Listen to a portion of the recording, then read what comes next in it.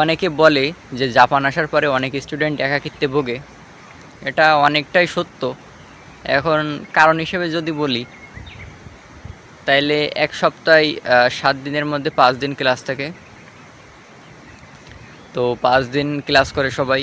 আবার কারোর হলো সকালে ক্লাস থাকে, আবার কারোর বিকালে ক্লাস থাকে।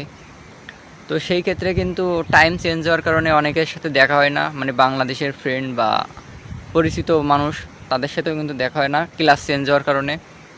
আবার আরেকটা জিনিস ঘটে কি, আরুবাইতো থাকে, কাজ থাকে, জব, এর জব সকালে তো ওর জব বিকেলে, মানে কারোর সাথে দেখা হয় না। কিন্তু একজনের যখন সময় থাকে হাতে, আর একজনের তখন কাজ থাকে, আরুবাইতো থাকে।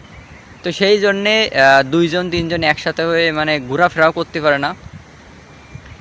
সেটা পারে যদি শনি রবিবার কাজ না থাকে, তো সেই ক্ষেত্রে সবাই দেখা করতে পারে, ঘোরাঘুরি করতে পারে। তো সবাই একসাথে হইতে পারে না, এই জন্যে কিন্তু একাকিত্বে ভোগে। এটাই হলো মূল কারণ। সবার একসাথে ক্লাস থাকে না, আবার এক এক সময় একজনের আরুবাইতো থাকে, জব থাকে। তো এই যে আমি আসছি একা একা এই জায়গায় চলে আসছি।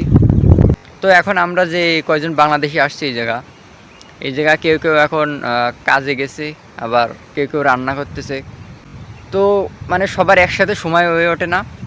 আবার আজকে পরীক্ষা ছিল, পরীক্ষা দিলাম, আবার কালকে পরীক্ষা আছে, কেউ কেউ পড়তেছে। মানে সবাই ব্যস্ত থাকে।